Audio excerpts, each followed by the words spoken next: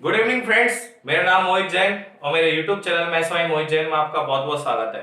आज मैं आपको बताऊंगा कि करनी करनी छोटी बड़ी करनी ज्ञात करना। आज जो तीसरा पार्ट है ये छोटी बड़ी संख्या का, जिसमें आपको मैंने पहले फ्रैक्शन से रिलेटेड बताए थे, कुछ आपको घातांक से रिलेटेड बताए थे।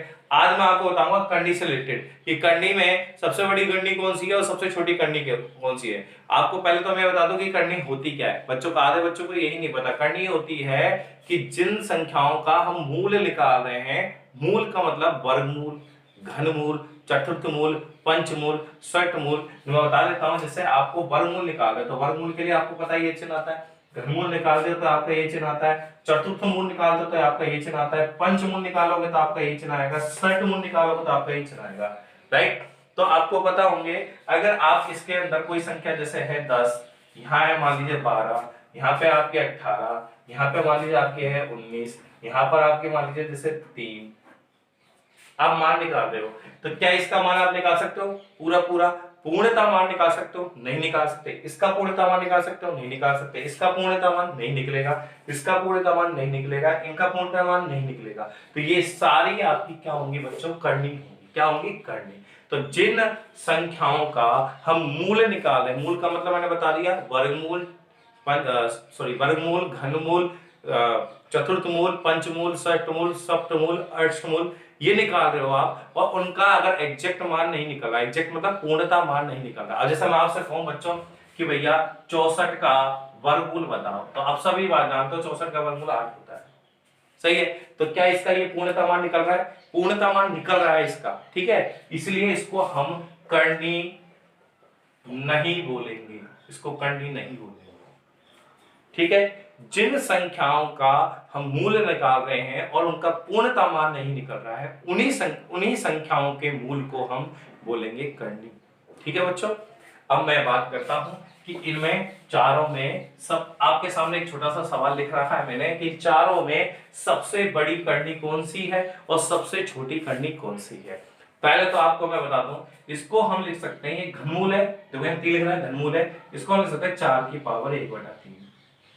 इसको लिख सकते हैं हम 2 की पावर 1/2। अंडर रूट का मतलब क्या होता है? 1/2, पावर 1/2।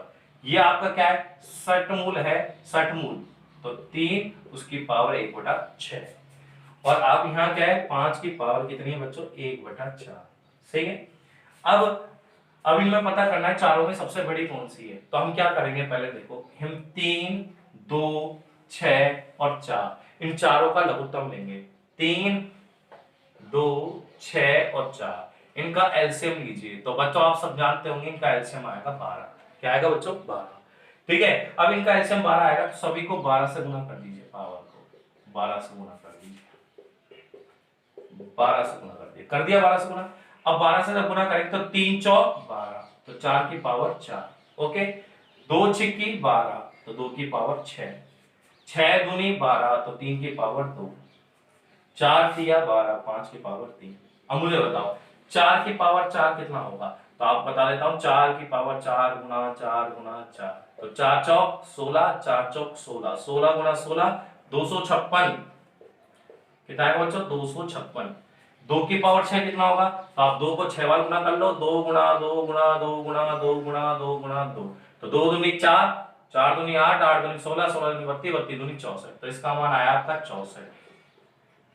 3 की पावर 2, तो 3 की पावर 2 कितना होता है बच्चों? 9। और 5 की पावर 3 कितना होता है बच्चों? 125। आप जानते होंगे, कोई बड़ी बात नहीं है। ठीक है। अब आपको क्लियर पता लग गया होगा इन चारों में सबसे बड़ी कौन सी है। तो हमें क्लियर पता है 256 बड़ी है, तो मतलब सबसे बड़ी आपकी ये होगी।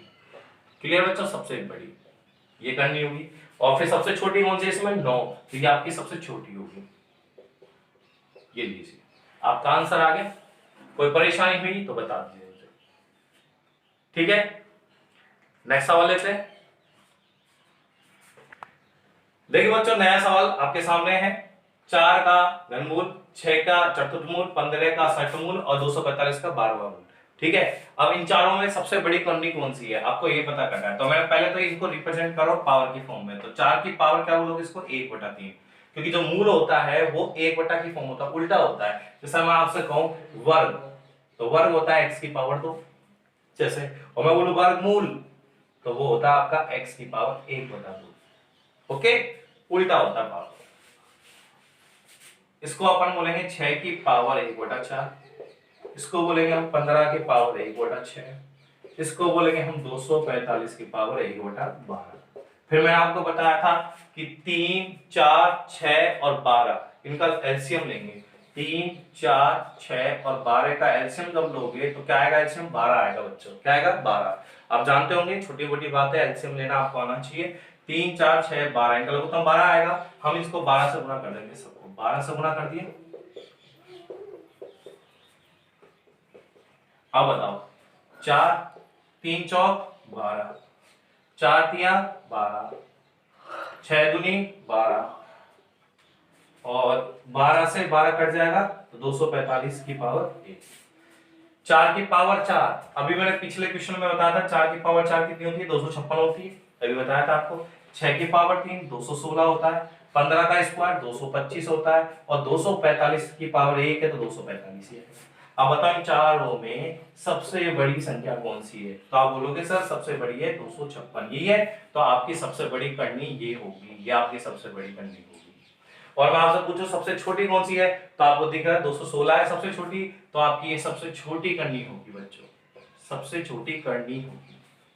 ओके, आगे चलें, नेक्स्ट तीसरा सवाल देखें। कोई भी डाउट हो तो पूछ लीजिए आप। नेक्स्ट तीसरा क्वेश्चन देखिए बच्चों, ये बहुत इंपॉर्टेंट सवाल है। 10 की पावर 11 बढ़ी है, 11 की पावर 10 बढ़ी।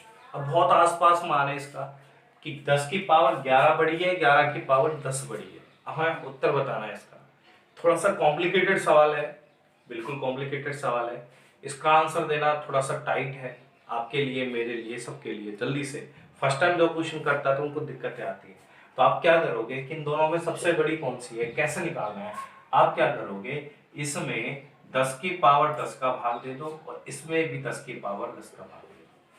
ठीक है, हम बताओ, पहले बताओ एक ही संख्या का भाग दे रहे हैं, अलग अलग का दे रहे हैं? एक ही संख्या का दे रहे हैं। जैसे मान लो आपके पास 100 रुपए है और मेरे पास 500 रुपए है, ठीक है। अगर दोनों, अब हमें पता नहीं है कि भाई दोनों में बड़ा कौन है, आपने दोनों में 100 का भाग दे दिया तो आपका 1 बचा और मेरे में 100 का भाग दिया तो 5 बचा, क्योंकि मेरे 500 थे। अब 1 बड़ा या 5 बड़ा, हमें पता है 5 बड़ा है, ठीक है। तो हमने क्या करा, समान संख्या का भाग दिया, ठीक है। इससे कोई फर्क नहीं पड़ेगा, अगर हम एक ही संख्या का भाग दोनों में दे रहे हैं तो दोनों ही बराबर लेवल से कम होगी, ठीक है। तो हमें जो बड़ी है वो बड़ी ही रहेगी, जो छोटी है वो छोटी ही रहेगी, उससे कोई फर्क नहीं पड़ेगा। अब देखिए इससे हमें क्या होगा, अब देखो ऊपर 10 की पावर 11 है और नीचे 10 की पावर कितनी है बच्चों? 10 है। अब 10 की पावर 11 है और यहाँ 10 की पावर 10 है, तो बताओ कितनी बची? यहाँ पर 10 की पावर कितनी बची बच्चों? 1 बची, क्योंकि ऊपर पावर 11 है, मतलब 11 बार गुना होगा 10, और यहाँ नीचे कितनी बार है? 10 बार है, तो 10 बार गुना होगा, जिसके बाद 1 बची। अब बच्चों यहाँ पर आप देखिए, क्या दोनों की घातें समान है? तो घातें समान, तो इसको मैं ऐसे लिख सकता हूँ 11/10 की पावर 10, सही है।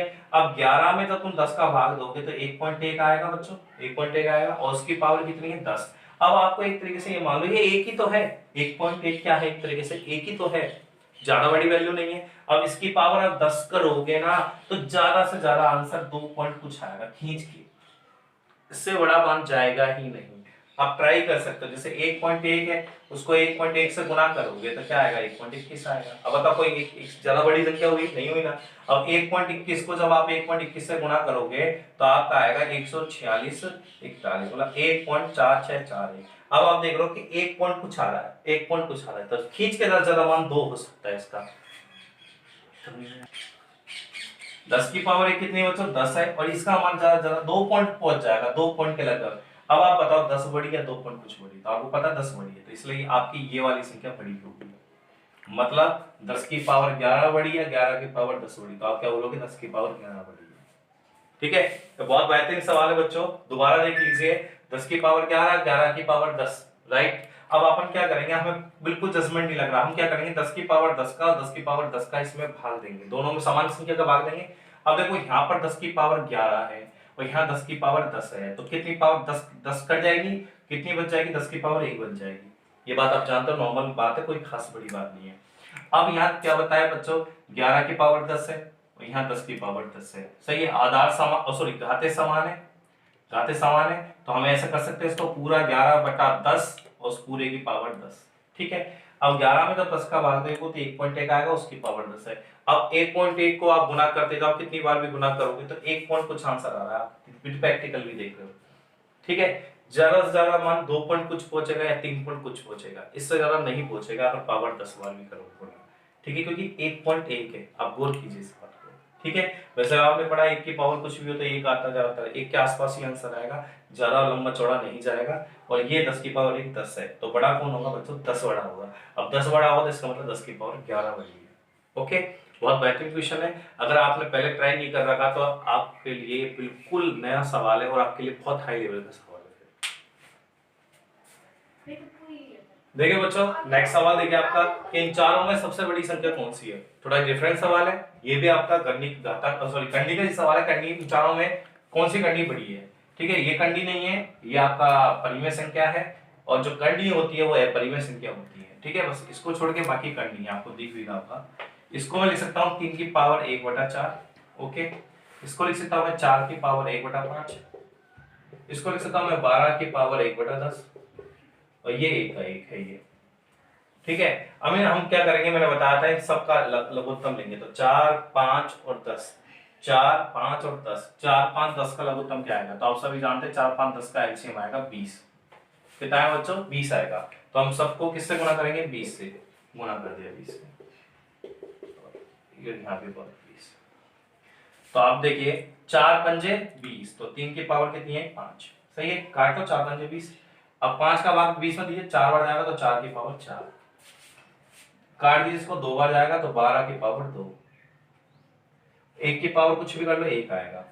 बोलो 3 की पावर 5, तो 3 गुणा 3 गुणा 3 गुणा 3 गुणा 3, तो 3 तिया 9, 9 तिया 27, 27 तिया 81, और 81 को जब 3 से गुणा करेंगे तो 243 आएगा। आप गुणा करके देख लेना आराम से, मुझे याद है तो आप क्योंकि मैं जब इकाई अंक आपको पढ़ाऊंगा तो आपको भी याद कराऊंगा वहां पे। ठीक है, 4 की पावर 4, तो 4 की पावर 4 मैंने आपको पहले ही बता दिया 256 होता है, आपने कई बार निकाल चुके हैं अब तक। ठीक है, 12 का स्क्वायर 144 होता है, और 1 की पावर आप कुछ भी कर लो तो क्या आएगा? 1 ही आएगा।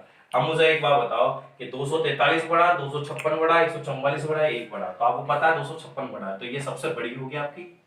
और इन सब चारों में सबसे छोटी कौन सी दिख रही है आपको? 1, तो ये आपकी सबसे छोटी होगी। तो आपको पता लग गया इन चारों संख्याओं में सबसे बड़ी कौन सी है और सबसे छोटी कौन सी है।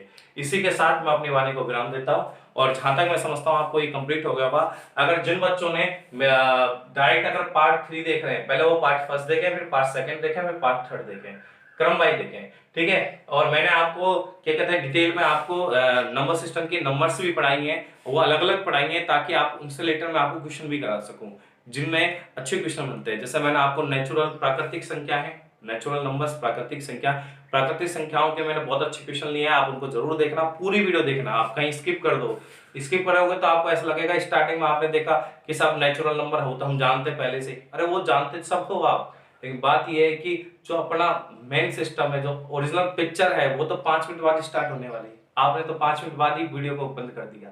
तो आप पूरा वीडियो देखें बच्चों। ठीक है, और ये आपका तीसरा पार्ट हो गया जिसमें आपको मैंने बताया था घातांक से रिलेटेड मैं क्वेश्चन कराऊंगा छोटी बड़ी संख्या के। ठीक है, अब आपका जो नेक्स्ट होगा वो आपका मैं पढ़ाऊंगा कि इकाई अंक। इसके बाद अपन जो टॉपिक लेंगे वो इकाई अंक।